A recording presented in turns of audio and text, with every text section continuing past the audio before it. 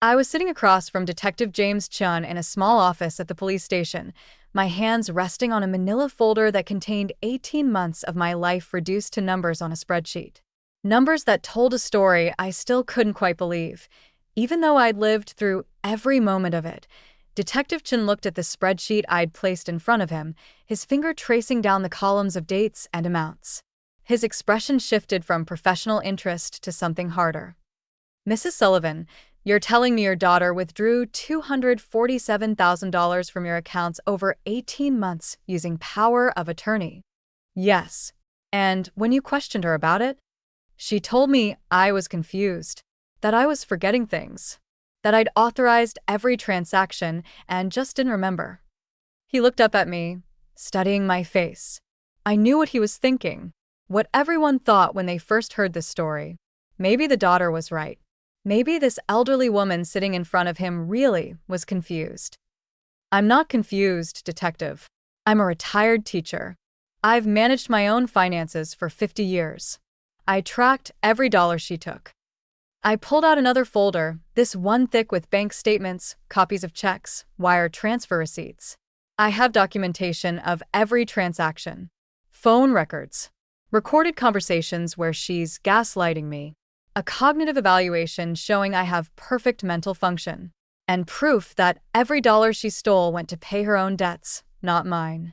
Detective Chun leaned back in his chair, and something in his face changed. Belief, maybe. Or recognition. He'd seen this before. "Tell me everything, Mrs. Sullivan. From the beginning." So I did. I told him how I gave my daughter power of attorney after minor surgery 18 months ago. How she systematically drained my life savings while telling me I was losing my mind, and how I documented every single dollar she stole. My name is Margaret Sullivan. I'm 69 years old, and until 18 months ago, I thought I had a good relationship with my daughter Jessica. I thought I knew her. I thought she'd never hurt me, that I was wrong about all of it. I'm a retired school teacher. Taught 5th grade for 35 years in the same elementary school, watched generations of children grow up, some of them bringing their own kids to my classroom years later. Teaching requires organization, attention to detail, the ability to track a dozen things at once while making it look effortless. Those skills don't disappear just because you retire. My husband Tom died 4 years ago. Cancer, the kind that moves fast and gives you just enough time to say goodbye, but not enough time to prepare for the massive hole his absence leaves in your life. We'd been married for 43 years. We'd saved carefully our entire marriage, planning for retirement, for the future we thought we'd have together. When Tom died, he left me with a paid-off house, his life insurance policy, our combined retirement savings, and my teacher's pension. All together, I had about $280,000 in savings and investments. Not wealthy by any measure, but secure. Comfortable. Enough that I didn't have to worry about money for the rest of my life if I was careful that I managed it all myself after Tom died. Paid my bills, balanced my checkbook, monitored my investments, filed my taxes. I'm good with numbers. Always have been. Tom used to joke that I could spot a penny missing from our account and track down where it went. He wasn't wrong. Jessica is my only child. She's 42 now, married to Tyler for 15 years, mother to my 2 grandchildren. We've always been close, or so I thought. Sunday dinners, phone calls a few times a week, holiday gatherings. She lived 20 minutes away. I saw her regularly. I trusted her completely, that I didn't know about the gambling. I didn't know about the debt. I didn't know that behind the smile and the cheerful updates about the grandkids, she was drowning financially and looking for a life raft. 18 months ago, I needed minor knee surgery. Nothing serious, just an arthroscopic procedure to repair some cartilage damage. Outpatient surgery, home the same day, 6 weeks of recovery and physical therapy. Simple, routine, low risk. Jessica came over the week before the surgery to help me prepare. Make sure I had food in the house, that my prescriptions were filled, that everything was arranged for my recovery period. She was being helpful, attentive, the good daughter making sure her mother would be okay. That's when she suggested the power of attorney. "Mom, you should let me have POA. Just temporarily, just while you're recovering." That way, if you need help paying bills or managing anything while you're laid up, I can handle it for you. It seemed reasonable. I'd be on pain medication for a few weeks, physical therapy appointments to manage. It might be helpful to have someone who could write checks or handle financial matters if I needed it. And it was Jessica, my daughter, the person I trusted most in the world after Tom died. Just for 6 months, she said. Just until you're fully recovered. Then we'll revoke it. I signed the papers. Gave her the power to act on my behalf financially, to access my accounts, to make decisions about my money if I couldn't. It was supposed to be a safety net, a just-in-case measure that I probably wouldn't even need to use. I had no idea I was handing her the keys to my entire financial life. The surgery went fine. Recovery was smooth. Within 2 months, I was back to my normal routine, driving myself to appointments, managing my own household, functioning completely independently. I didn't need Jessica's help with anything financial. I paid my own bills, managed my own accounts, just like I'd been doing for 4 years since Tom died. I didn't think much about the power of attorney. It was filed somewhere in Jessica's papers and used, inactive. Or so I thought. We'd agreed on 6 months. The 6 months came and went. I assumed the POA had expired or would soon. It didn't occur to me to formally revoke it because I didn't think Jessica was using it for anything. That was my first mistake. My second mistake was not checking my bank accounts more carefully. I'd glance at the balances online occasionally, make sure everything looked roughly right, but I didn't scrutinize every transaction the way I used to when Tom was alive. I trusted that my accounts were fine because I was the only one accessing them, except I wasn't the only one. Jessica had been helping herself to my money from the very beginning. Starting small, testing to see if I'd notice. And when I didn't, she took more. And more. And more. By the time I finally figured out what was happening, she'd stolen almost everything I had. The first time I noticed something strange was about 4 months after my surgery. I was checking my bank balance online, something I did weekly out of habit, and saw that my checking account balance was higher than I expected. Not dramatically higher, but enough that it caught my attention. $3,000 more than I remembered having. I pulled up the transaction history and saw a transfer from my savings account to checking dated 3 days earlier. I stared at it, trying to remember if I'd made that transfer. I didn't think I had. I didn't need to move money around. My pension covered my monthly expenses easily. I called Jessica. Honey, did you transfer money between my accounts?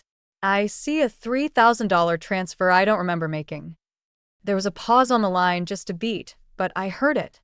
Then her voice, casual and warm. Oh yes, Mom. You called me on Tuesday and said you were low in your checking account and asked me to move some money over for you. Don't you remember? I didn't remember. I tried to think back to Tuesday. Had I called Jessica? Had I been worried about money? I couldn't recall any of it. But I'd been busy that week, had a doctor's appointment, lunch with my friend Diane. Maybe I'd forgotten. Are you sure? That doesn't sound like something I'd. Mom, you definitely called. You said you had some bills coming up and wanted to make sure you had enough in checking. It's fine. That's why you gave me the POA, remember? So I could help when you need it. I hung up feeling unsettled. Not because the transfer was wrong exactly, but because I couldn't remember asking for it. I prided myself on my memory. Always had. And this felt like a blank space where a memory should have been. Maybe I was forgetting things. The thought was terrifying. I was 69 years old. Dementia ran in families, and my mother had started showing signs around 70. Was this how it started? Small forgotten moments that gradually became bigger until you couldn't trust your own mind at all. Over the next 3 months, it happened 4 more times. Transfers I didn't remember requesting. $2,500 here, $4,000 there. Each time I called Jessica, confused, and each time she had the same response. Yes, Mom, you asked me to do that. Don't you remember? And I didn't. Or I didn't think I did. The more it happened, the less certain I became about what I remembered and what I'd forgotten. Jessica's voice was always patient, always gentle, always with that undertone of concern that made me feel like I was being unreasonable for questioning her. Mom, you've been forgetting little things lately. Maybe you should talk to your doctor about it. I started writing things down. A notebook where I documented every conversation I had with Jessica, every financial decision I made, every bill I paid. I dated every entry. If I was forgetting things, I wanted a record I could reference. The notebook told a different story than Jessica was telling. According to my careful notes, I never asked Jessica to transfer money, never called her about being low on funds, never requested her help with my finances at all. Either my notebook was wrong, or Jessica was lying that I wanted to believe it was the notebook, that I was forgetting to write things down, that the gaps in the record were gaps in my memory. But a lifetime of teaching, of tracking grades and assignments and parent communications, told me I didn't forget to document things. Documentation was my nature. So, I started checking more carefully, logged into my bank account not weekly but daily, pulled up detailed transaction histories. And that's when I saw things that made my chest tight and my hands shake. Checks, written from my account, made out to Jessica or to companies I didn't recognize. $5,000 here, $8,000 there, $12,000 to a credit card company I didn't have an account with. Wire transfers. Large amounts sent to accounts I never authorized. $15,000, $20,000 that I pulled statements going back a year. Sat at my kitchen table with a calculator and a highlighter. Started marking every transaction I didn't recognize, didn't authorize, didn't make. The numbers grew. And grew. And grew. By the time I finished going through 12 months of statements, I'd highlighted over $180,000 in transactions I'd never approved. $180,000. Gone from my accounts. Without my knowledge. Without my permission. My hands were shaking so badly, I had to set down the pen. I felt physically sick. This wasn't forgetting. This wasn't confusion. This was theft. I called Jessica. Tried to keep my voice steady. Jessica, I need you to explain something. I'm looking at my bank statements, and I see checks written to you. Large checks. I don't remember writing them. Mom, those were loans. You offered to help us. We've been struggling financially, and you said you wanted to help with Tyler being out of work. Tyler had lost his job 8 months ago. I knew they were having trouble, but I'd never offered to loan them money. I'd never written those checks. I didn't write checks for $8,000, Jessica. I didn't authorize wire transfers for $15,000. I don't. Mom, stop. You're getting confused again. We talked about all of this. You told me you wanted to help. You said you had more than enough and we needed it more. I never said that. You did, Mom. You just don't remember. This is exactly what I've been worried about. Your memory is getting worse. Maybe it's time we thought about getting you some help. Someone to manage your finances since you're having trouble keeping track. She was doing it again. Making me doubt myself. Making me sound like I was the problem. But this time I had documentation. This time I had proof. I want you to bring back the POA documents. I'm revoking your power of attorney. Silence on the phone. When Jessica spoke again, her voice was different. Cooler. Of course, Mom. If that's what you want, I'll bring them by this week. She never brought them. I called 3 times. Each time she had an excuse. She was busy. She'd forgotten. She'd bring them next week. The papers never came. That's when I knew for certain. This wasn't about helping me. This wasn't about my memory problems. This was deliberate. Jessica was stealing from me. Had been stealing from me for over a year. And she was using the power of attorney I'd trustingly given her to do it. I went back to the bank. Requested detailed statements for the full 18 months since I'd signed the POA. Not just online summaries, but printed copies of every transaction, every check image, every wire transfer record. The bank manager looked at me with concern when I explained what I needed. Mrs. Sullivan, is everything okay? No, I said. It's not, but it will be. I need these records. I took the stack of papers home, spread them across my dining room table, got my calculator, my highlighter, my notebook. And I did what I'd been trained to do for 35 years as a teacher. I documented everything. Every suspicious transaction. Every check I didn't write. Every transfer I didn't authorize. The date. The amount. The recipient. The running total. .it took me 3 days to go through it all. 3 days of sitting at that table, marking papers, calculating figures, watching the number grow larger and larger until I could barely breathe. $247,000. Jessica had stolen $247,000 from me over 18 months. Almost everything Tom and I had saved. Almost everything his life insurance had left me. Almost my entire financial security for my remaining years. And she'd done it while telling me I was confused. While making me doubt my own memory. While positioning herself as the helpful daughter caring for her declining mother. I sat at that table with a final total written in my notebook, and I made a decision. I was going to get it back. All of it. And I was going to make sure Jessica faced consequences for what she'd done. But first, I needed more proof than bank statements. I needed to document exactly where the money had gone and what Jessica had used it for. I needed to show that this wasn't authorized loans or confused agreements. This was theft. I called my friend Diane. Told her everything. She came over immediately, looked at my documentation, and called her nephew, who is a lawyer. He looked at my papers for 10 minutes and then looked up at me. Mrs. Sullivan, this is financial elder abuse.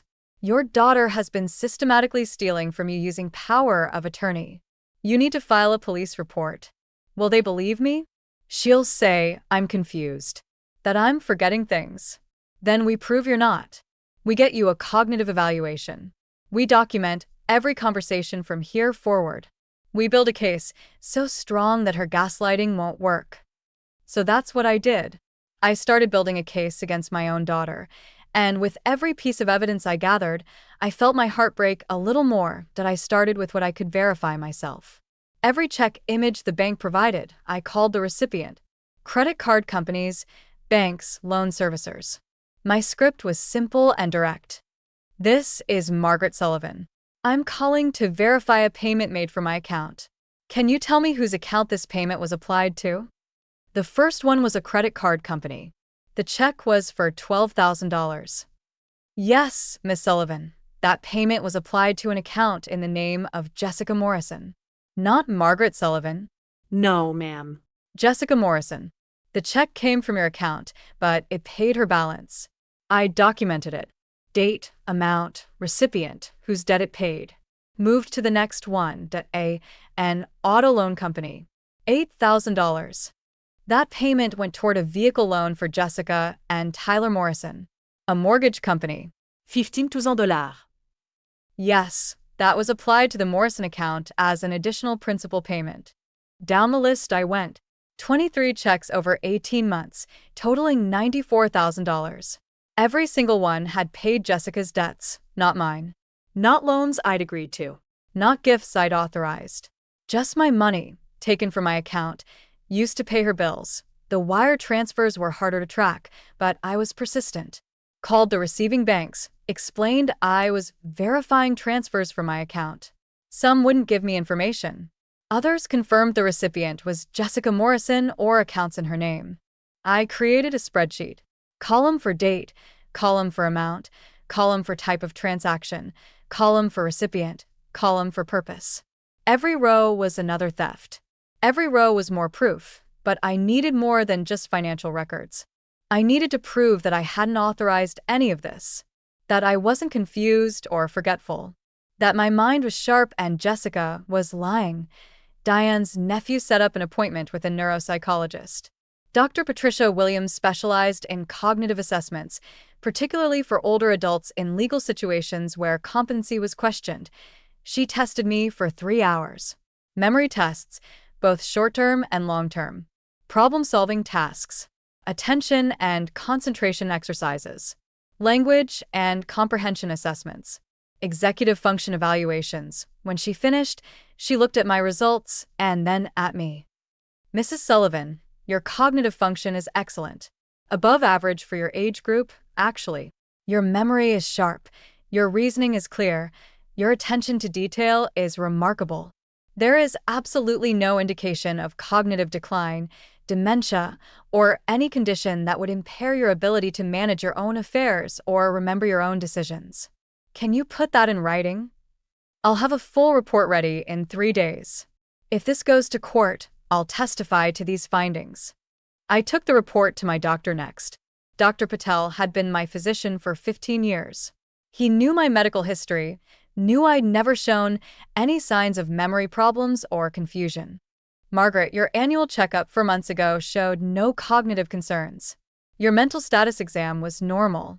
You've never exhibited confusion or disorientation in any of our appointments. I'd be happy to provide a statement to that effect. The paper trail was building. Now I needed evidence of Jessica's gaslighting. Evidence that when I questioned her, she consistently told me I was confused rather than admitting what she was doing. I started recording phone calls. Our state was a one-party consent state for recordings, which meant I didn't need to tell Jessica. I was documenting our conversations. I called her with specific questions about specific transactions. Jessica, I'm looking at a check for $15,000 made out to First National Bank. Can you explain that? Her voice, patient and slightly condescending. Mom, that was for your mortgage payment. You asked me to pay it. I don't have a mortgage. The house is paid off. A pause. Then, Mom, you're getting confused again. That was a different payment. You're mixing things up. What payment was it for? I don't remember specifically. It was months ago. But you authorized it. You always authorize these things and then forget. That's why we need to talk about getting you more help. I recorded 5 calls like that. Each one, Jessica's response was the same. I was confused. I was forgetting. I needed help. Never an admission. Never the truth. Just systematic gaslighting designed to make me doubt my own reality, but I needed to know where all the money had actually gone. Bank records showed Jessica received it, but what had she done with it? Why did she need so much? I hired a private investigator. Used some of my dwindling savings to pay for 3 weeks of investigation into my daughter's life. It felt like a betrayal, spying on my own child. But she'd betrayed me first. I needed to know the truth. The PI's report came back with information that made everything make terrible sense. Jessica had a gambling problem. A serious one. Online gambling accounts showing losses of over $150,000 in the past 2 years. Regular trips to a casino 2 hours away, sometimes 2 or 3 times a week. Credit card statements showing cash advances, loan applications, debt consolidation attempts. She'd been hemorrhaging money, losing it faster than Tyler's income and her part-time work could cover. The debt had piled up. Credit cards maxed out. Car loans behind. Mortgage payments missed. And then I'd given her access to my accounts. Given her the power to take whatever she needed. And she'd taken everything. The PI's report also showed that Tyler didn't know about most of it. The gambling was hidden from him. He knew they were struggling financially, knew they had debt, but he didn't know the extent. Didn't know his wife was stealing from her mother to cover gambling losses. He didn't know my daughter, was an addict. That didn't excuse what she'd done, but it explained it. Explained the escalation, the desperation, the increasingly large withdrawals. She'd been trying to dig herself out of a hole she kept making deeper, and I was the resource she'd mined to empty. I compiled everything into a folder. Bank statements with highlighted transactions. Confirmation calls documented with dates and details. Cognitive evaluation showing perfect mental function. Doctor's statement confirming no history of confusion. Recorded phone calls of Jessica gaslighting me. Private investigators' report showing gambling addiction and hidden debt. The evidence was overwhelming. Irrefutable. No way to claim I was confused or had authorized this. No way to explain away $247,000 in theft that I made copies of everything. Gave 1 set to Diane to keep safe. Put another set in my safe deposit box. Kept the originals with me. Then I called the police and asked to speak to someone in the Financial Crimes Unit. Detective James Chin called me back within 2 hours. I told him briefly what had happened. He asked me to come to the station and bring my documentation. That's how I ended up sitting across from him with my folder of evidence, telling him how my daughter had systematically stolen my life savings while convincing me I was losing my mind. When I finished talking, he was quiet for a moment. Then he opened the folder and started going through page by page, his expression growing harder with each document he reviewed. Finally, he looked up at me. "Mrs. Sullivan, What you've documented here is one of the clearest cases of financial elder abuse I've ever seen. Your daughter used her power of attorney to commit systematic theft while engaging in psychological manipulation to prevent you from reporting it. This is serious. Criminal. What happens now? Now, we bring her in for questioning. We show her the evidence. We see if she admits to it or tries to maintain that you authorized everything. Either way, with this documentation, we have enough to charge her. She's going to say, "I'm confused. That I don't remember." He tapped the neuropsychologist's report. And we have this. And your doctor's statement. And recordings of her gaslighting you. She can claim you're confused all she wants. The evidence says otherwise. I sat there feeling the weight of what I was about to do. My daughter was going to be arrested, charged with crimes, possibly go to prison. Her children would see their mother in handcuffs because of me, but she'd stolen everything from me. And she'd done it while making me think I was losing my mind. Do it, I said. File charges. Detective Chin nodded. I'll contact her and ask her to come in for an interview. I'll let you know when we have a date. I walked out of the police station, knowing there was no going back from this. I was about to destroy my relationship with my daughter, possibly lose access to my grandchildren, tear apart what was left of our family, but she'd made the choice when she stole from me. I was just making sure there were consequences. Detective Chin called me 3 days later. Jessica had agreed to come in for an interview. She was bringing a lawyer. That's her right, Chin said. But it tells me she knows this is serious. People don't lawyer up for misunderstandings. The interview was scheduled for the following Tuesday at 2 in the afternoon. Chin asked if I wanted to be there. I said yes. I needed to see her face when confronted with the evidence. Needed to hear what she'd say when she couldn't hide behind phone calls and patient condescension that I didn't sleep the night before. Kept thinking about Jessica as a little girl. The way she'd climb into my lap when she was scared. The way she'd hold my hand crossing the street. The absolute trust in her eyes when she looked up at me. When had that child become someone who could steal from me without remorse? Tuesday came. I dressed carefully, wanting to look competent and clear-headed. Everything about my appearance needed to contradict the narrative Jessica had been building about my declining mental state.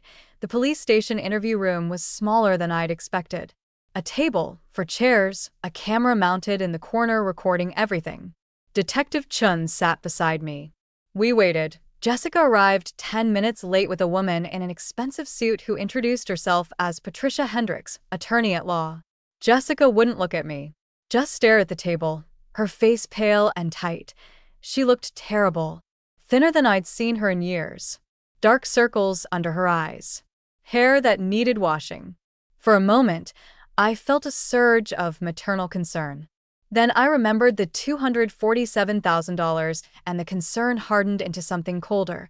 Detective Chin started the recording, stated the date and time and who was present, then looked directly at Jessica. Ms. Morrison, your mother has filed a complaint alleging financial abuse. Specifically, that you used power of attorney to steal $247,000 from her accounts over an 18-month period. I'd like to hear your response to these allegations. Jessica's lawyer leaned forward.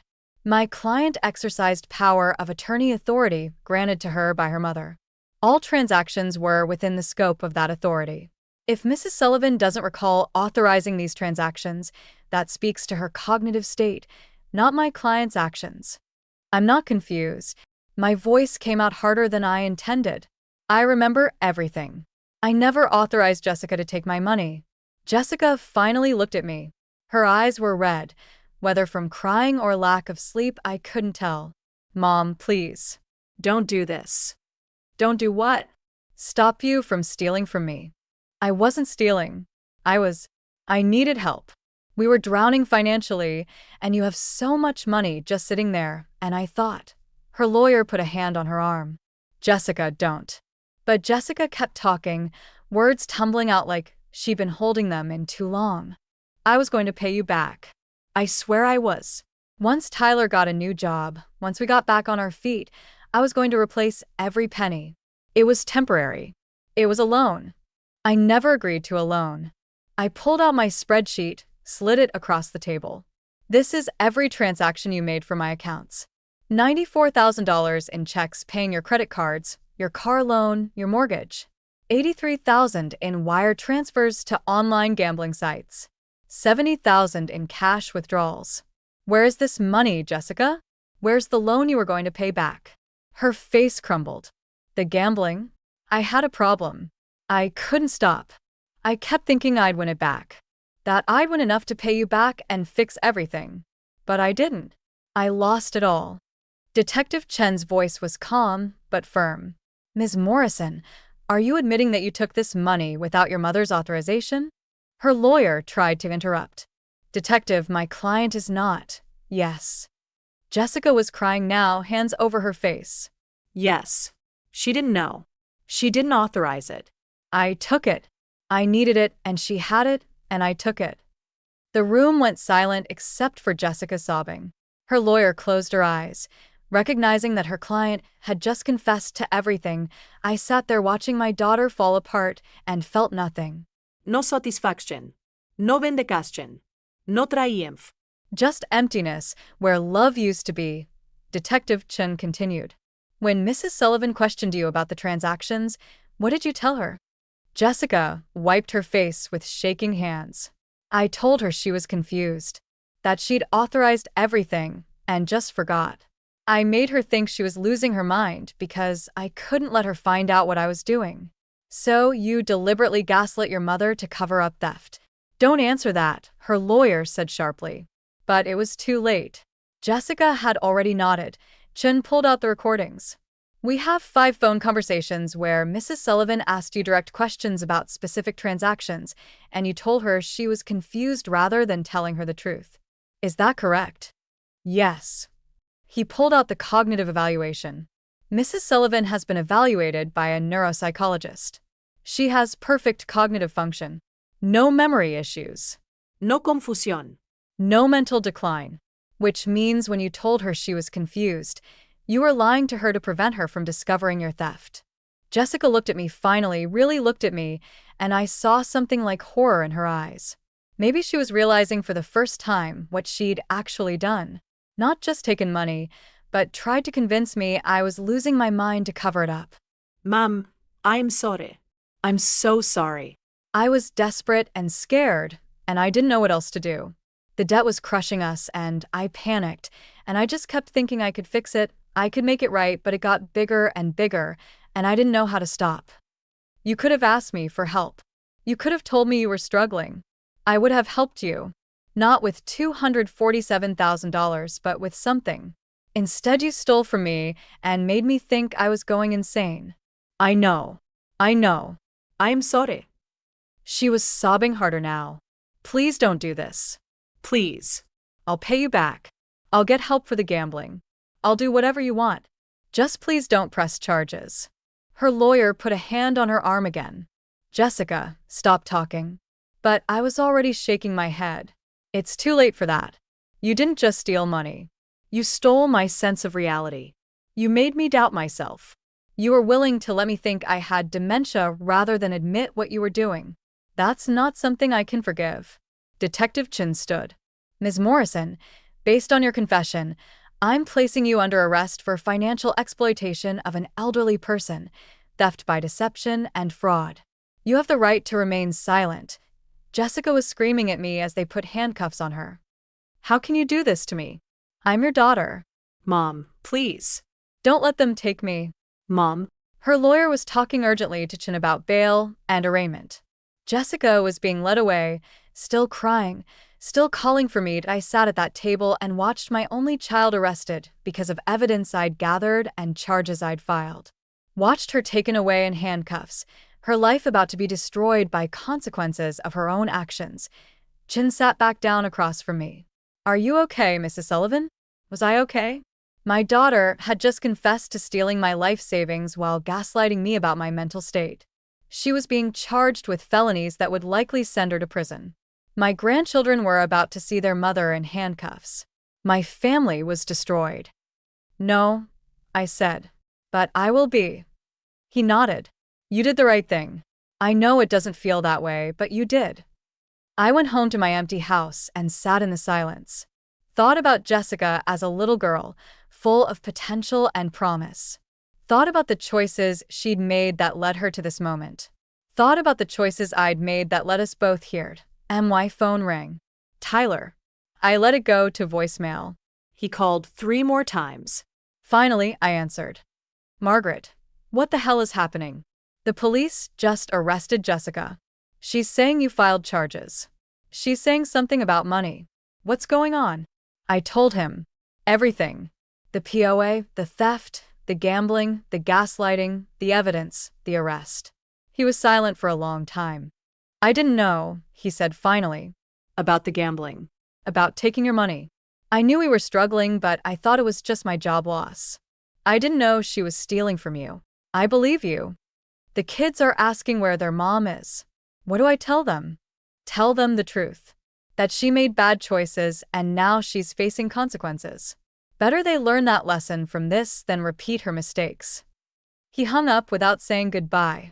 I sat holding the phone, staring at the screensaver, a photo of Jessica and the grandkids from last Christmas. Everyone smiling. Everyone happy. Everything a lie. I deleted the photo.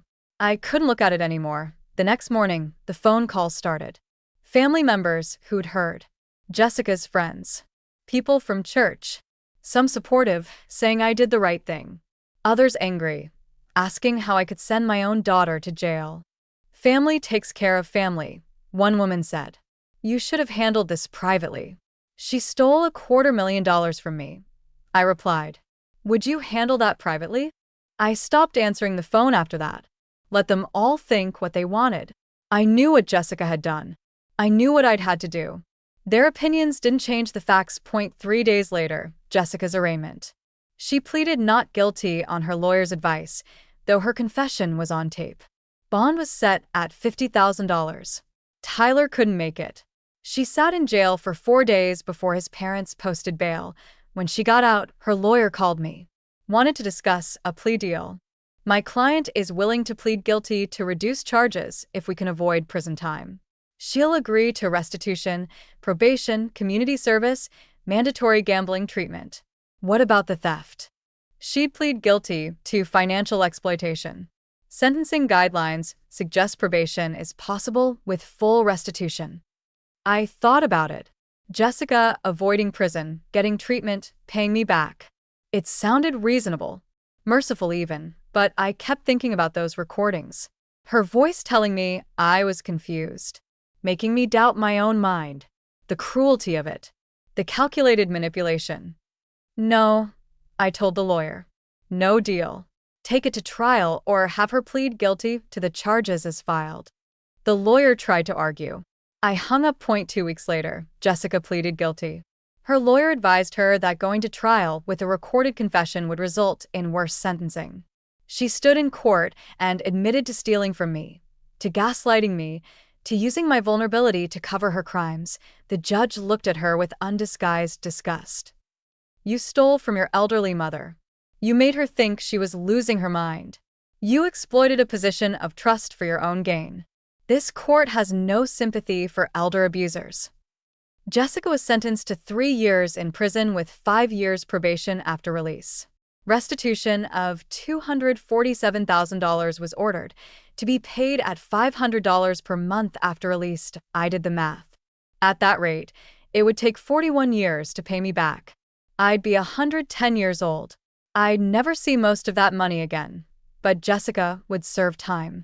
She'd face real consequences. And maybe, just maybe, she'd get help for the addiction that had driven her to destroy both our lives. Did I watch them take her away to begin her sentence? She didn't look at me, Didn't say goodbye. just walked out of the courtroom with her head down, heading to prison because of choices she'd made and evidence I'd gathered. I walked out of the courthouse alone and went home to figure out how to live the rest of my life on $33,000 instead of $280,000. But at least I knew my mind was sharp. At least I knew I wasn't confused. At least I knew that when someone tried to gaslight me, I'd trusted myself enough to document the truth. That would have to be enough. Jessica served her time in a minimum security facility 2 hours from my home. I never visited. She wrote me letters for the first 6 months. I burned them without reading them. Whatever she had to say, I wasn't ready to hear it. Tyler filed for divorce while she was awaiting sentencing. He'd found evidence that Jessica had been forging his signature on credit applications, taking out loans in his name, draining their joint accounts the same way she'd drained mine. He'd been a victim too, just didn't realize it until everything came to light. He got full custody of the kids. Moved them 3 hours away to be closer to his parents, away from the scandal, away from the whispers and judgment. I understood. He was protecting them. But it meant I barely saw my grandchildren anymore. They came to visit once, about 2 months after Jessica's sentencing. Awkward and painful. My granddaughter Emma, 16 now, looked at me like I was a stranger. You sent Mom to prison. Your mom stole from me. She made choices that led to prison. She's your daughter. Family doesn't do this to family. The irony of that statement, coming from a child whose mother had stolen nearly everything from her grandmother, wasn't lost on me. But Emma was too young to see it. Too hurt and confused and angry to understand that Jessica had destroyed our family long before I'd filed charges. My grandson barely spoke. Just sat on my couch looking miserable, clearly wishing he was anywhere else. After an hour, Tyler said they should go. I walked them to the door, hugged them goodbye, and watched them drive away wondering if I'd ever see them again. Tyler called me once a month after that. Brief updates. Emma was struggling in school, seeing a therapist, angry at everyone but especially at me. My grandson was quieter than ever. They were managing that I moved 6 months after Jessica went to prison. Couldn't afford the house anymore on my reduced savings and pension. Rented a small 2-bedroom apartment in a complex for seniors. Downsized most of my belongings. Packed up 40 years of memories into boxes that went to storage or donation. The neighborhood was full of widows and retirees. Most of them kind, some of them nosy. All of them eventually learning what had happened. People treated me differently once they knew. Some with sympathy. Others with judgment. A few with that particular kind of pity reserved for people whose families have publicly failed them. I started attending a support group for victims of financial elder abuse. Sat in a church basement once a week with 8 other people whose children or caregivers or trusted friends had stolen from them. Everyone's story was different. Everyone's pain was the same. They understood in ways others couldn't. Understood the betrayal, the gaslighting, the way it made you question everything you thought you knew about the people you loved. Understood the guilt of pressing charges, of sending family to prison, of choosing justice over mercy. You did the right thing, a woman named Dorothy told me. She was 74. Her son had stolen her house through forged documents. Even when doing the right thing destroys you. I gave talks at senior centers about POA abuse. Showed my spreadsheet. Told my story. Warned others about the dangers of giving anyone, even trusted family, unchecked access to their finances. After one talk, a woman in her 70s approached me, hands shaking. I think my daughter is doing this to me. Money keeps disappearing. She says I'm confused. But I don't feel confused. I gave her Detective Chen's card. Told her to document everything. Get a cognitive evaluation. Protect herself before it was too late. She called me 3 weeks later. Her daughter had been stealing for 9 months. My talk had made her realize she wasn't crazy. She'd filed charges. Thank you, she said. You saved my savings. Maybe my sanity too. It didn't make up for what I'd lost. But it meant something that my pain could prevent someone else's. Jessica was released after serving 2 years of her 3-year sentence. Good behavior, completion of addiction treatment programs, parole board recommendation. She moved in with Tyler's parents while she looked for work and started her probation. The first restitution check arrived 2 months after her release. $500. I deposited it, watching my bank balance increase by an amount that felt simultaneously significant and meaningless. 493 more payments to go. She sent a letter with the second payment. I almost burned it like the others. But something made me open it instead. The letter was short. No excuses. No justifications. Just, I'm sorry for what I did. I'm sorry for what I destroyed. I don't expect forgiveness. I'm paying you back not because I think it makes things right, but because it's all I can do. Jessica, I put the letter in a drawer. Didn't respond. Didn't throw it away either. Tyler called me a year after Jessica's release. The kids want to see you. Not Jessica. Just you. They're older now. Starting to understand things weren't as simple as they thought. Emma, especially. She's been in therapy, working through a lot. She wants to talk to you. We met at a restaurant halfway between our cities. Emma was 17 now, looked more like Jessica than ever, which made my heart hurt in complicated ways. I'm sorry, Grandma. For what I said. For blaming you. My therapist helped me understand that you were the victim, not the villain. You don't have to apologize. You were protecting your mother. She didn't deserve my protection. What she did to you. Emma's eyes filled with tears. I can't imagine. I'm so sorry. We started having lunch once a month after that. Sometimes just Emma. Sometimes with her brother. Slowly rebuilding something that looked different than before but was real in its own way. Jessica never asked to see me. I was grateful for that. We destroyed each other in different ways. Some relationships don't survive their damage. I'm 71 now. 2 years since Jessica was arrested.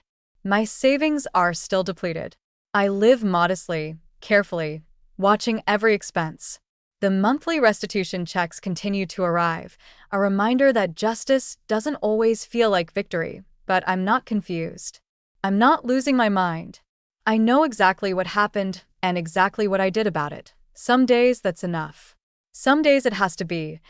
If you've ever trusted someone who betrayed you, if you've been told you're confused when you knew you were right, leave a comment. You're not alone. Subscribe if you believe that sometimes doing the right thing costs you everything and justice doesn't always feel satisfying.